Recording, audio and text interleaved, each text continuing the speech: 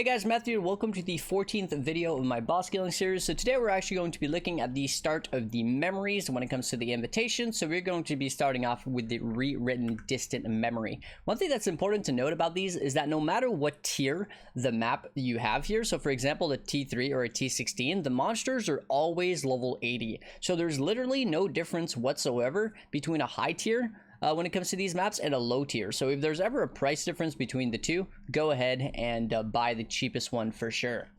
Okay, so this is going to be the third of the invitations. We're going to have 4 of the memories, and then we're going to be able to do the forgotten. But before we get to that, let's talk about the actual boss himself and the map itself. So the boss, we're actually going to be heading over to PoE Lab. I'll have this guide linked in the description of the video. It's kind of like the equivalent of the PoE fan guides that I was showcasing in other for the Elder Guardians. As you can see, he has a vortex where he basically pops a vortex on the ground. Kind of looks like that. That's actually not the Golem that does that. I believe it's Venarius himself. He has a Golem slam. As you can see, it looks like that. He charges it up, slams the ground. As long as you're not in front of him, you should not take any damage. Of course, there is a bit of an AoE to it, so you don't want to be too close either. Next, he has the Golem beam, where that's exactly what it sounds like. He charges it up. You can see it. His face turns into a fire cannon thingy, and then he beams, right? So as long as you're not in front of it, you should be okay. Next, he has a leap slam, where sounds exactly what it is. He raises his 2 hands in the ground or in the air. They become like a different color, and then he jumps and slams you, right? So as soon as you see him going up, you definitely want to get out of there. He also has a projectile spin. This is probably the deadliest part of the entire fight, where he just spins and a bunch of projectiles pop out, and these will do a ton of damage. So there's 2 ways to go about this. Either you stay extremely close to him and you basically spin as he spins, you're going to take 0 damage, or you stay really far away so that as the balls are getting further and further, there's more and more distance between them, which makes them easy to dodge. Then he has the V turret slam, where basically he slams the ground and it creates this V here, and after a while these are actually going to detonate and they do a ton of damage. Not only that, their AoE is a little bit bigger than what it seems. It's not quite just the little thingies themselves, so you do want to get out of the way. And finally, he has the stationary pylons, which are these, as you can see right here or right there. They don't move. They I believe they will they have an AoE, as you can see, right, that does damage, but I think they also shoot little projectiles at you. I'm not 100% sure about that. But anyways, that's pretty much it for this boss. Now, this boss is pretty much all entirely either physical or lightning damage, so I would highly recommend a Basalt Flask for this specific boss. That would be a flask that looks like this. Let's see, I probably have one somewhere laying around. Yep, a flask that looks like this with the little line on it, and that's going to make sure that you don't take too much damage from him. Okay, so now let's talk about the loot, and then we're actually going to hop into the showcase. So in terms of the loot from this boss, actually, what's interesting about these memories is that all 4 of them share the exact same loot. So there's going to be the Storm's Gift, which are a damage over time sort of gloves. This is the new way of getting the old school explode feel, if you will, through the uses of Storm's Gift. Mask of the Tribunal, which is a very, very potent mask for ore bots, as it is for attribute stacking, right? Reduced mana reserve for 250 total attributes is massive for not ore stackers, sorry, but ore bots. Then he has all of the different circle rings, so Circle of Nostalgia, Regret, Anguish, Fear, and Guilt. So these are all basically specific to an element, or at least, I mean, I guess you could say an element. So you have Nostalgia for Chaos, you have Regret for Lightning, Anguish for Fire, and Fear for Cold, and Guilt for Physical. The interesting part about these, however, is that they are not all the same, right? So there's not only the fact that you get a Circle of Regret versus a Circle of Fear or whatever that is going to dictate the value. There's not only the implicit, which is going to dictate the value, because there are some incredibly strong implicits. Things like, for example, curses or additional charges like power or frenzy charges, or even crit multi, or sometimes resistances and stuff like that. Not only that, there's also going to be 2 random herald modifiers on these rings, right? And the best combination for pretty much every single one of them is going to be double damage, at least for softcore. So what you're going to be looking for is the Herald of whatever, right?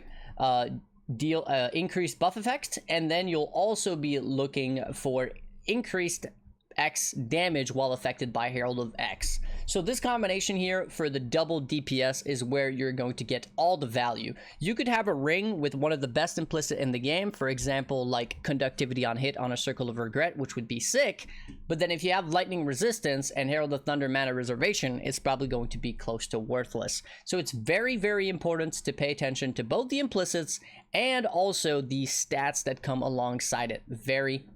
Very important. That's literally what dictates the price. Then there's also the Peripeteia, which is the lab running shield. Nobody really uses this outside of lab runners. Okay, so that's pretty much it in terms of what you're going to be looking for in terms of drops. Storm gifts are pretty good in a league start scenario. They tend to be pretty expensive. Mask of the Tribunal, however, not so great. There are only a couple implicits that you care for on this mask because it's for ore bots. You don't really need a whole lot. So mana reservation is obviously great, and of course something like percent attributes is also good because it's an attribute stacking helmet. And then of course the rings are going to be your big money makers, especially Fear and Anguish are typically the two best, but of course this does depend on the meta. All right, now that we've talked about the loot and the boss himself, let's hop into the showcase. So what I'll do is I'll actually put Maven on here because I only have one of each of those, and I want to be able to do the invitation later on. Okay, so these maps are actually always going to be item level 80, and they're always going to have a bunch of modifiers that you cannot see before you actually enter the map. As you can see, right, it just says map has X amount of random and X amount of synthesis global modifiers. You don't see them until you actually enter the map, then you'll be able to see them. So because it's item level 80, there's actually a decent amount of things that could be worthwhile, so you can consider full clearing the map. That being said, for this showcase, I'm just going to go ahead and run through it as fast as I can and get to the actual boss, which is what we are interested in. Again, though, in terms of the gear, in terms of what we're using in terms of the build, it is the same exact build as we've been using for the entirety of this series. The 5-link Freezing Pulse Ice Spear Totem swap. Very, very potent boss killer, pretty damn decent map clear as well. Alright, so we're just about to get to the boss. As we always do, we're going to go ahead and drop a portal right in front of the boss room, just in case, you never know. And we are going to swap over to Ice Spear, and here we go. Okay, so you have to click the thing in the middle, and then the fight is going to start. So, I'm going to turn off the map, try to showcase some of the mechanics. So, he's trying to melee me right now, which is why he's just running at me, which is kind of annoying. I'd like it if he stopped doing that. Sir, can you please do anything else? Okay, I guess I have to do a bit of damage. So this is the slam that I was talking about. This is the leap slam, right? You see him raise his hands. You want to walk out. Here's the again, a big V slam, followed by a leap slam. You saw the explosions over there. He's going, okay, so it looks like he's going for another of the black holes, another one of the beams. These are the stationary things, another leap slam. So, as you can see, this fight is actually quite easy, honestly. Even with Maven on it, even with very limited damage, if you know what's coming for you, you really don't have a whole lot to worry about. You basically just need to pay attention to what's actually happening. So when it comes to these things, if you walk over them, they're basically going to get activated, and then when you walk over them again, they're going to explode, as you saw right there. So what you want to do is either walk over them once and then dip, or if your build is capable of face tanking it, you can also consider face tanking them. Alright, so now he put a bunch of ads in the arena, so I'm going to go ahead and get rid of those. These are also going to be a great way to give me flask charges. Alright. So, he looks like he's actually interested by my totems more than myself right now, so come on, buddy. Alright, here we go. Alright, here's a leap slam. Let's see if we can see a little bit more going on. Beam, followed by a V slam, right? The V, these are going to explode, followed by leap slam, followed by a regular slam, and another one of the vortex balls, followed by a leap slam. So as you can see, very, very, very easy boss to deal with. I'm just gonna go ahead and finish it off, as we've seen all the mechanics many times. Now, I haven't debuffed him, and the arena is getting really scuffed. One thing to note with these bosses is if you have little damage, especially if you have Maven, because Maven is going to double the bosses, right?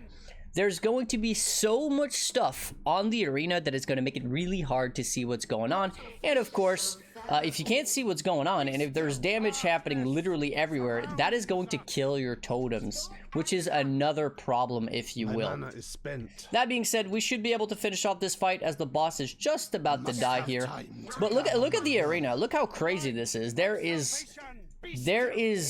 things that do damage to you everywhere, but that's pretty much it. So we got a Sapphire ring, which is the best out of all of them, I would say. Sapphire being Circle of Fear. We got cast speed on the implicit, which is nothing to write home about. A little bit of armor, a little bit of lightning damage, realistically nothing there.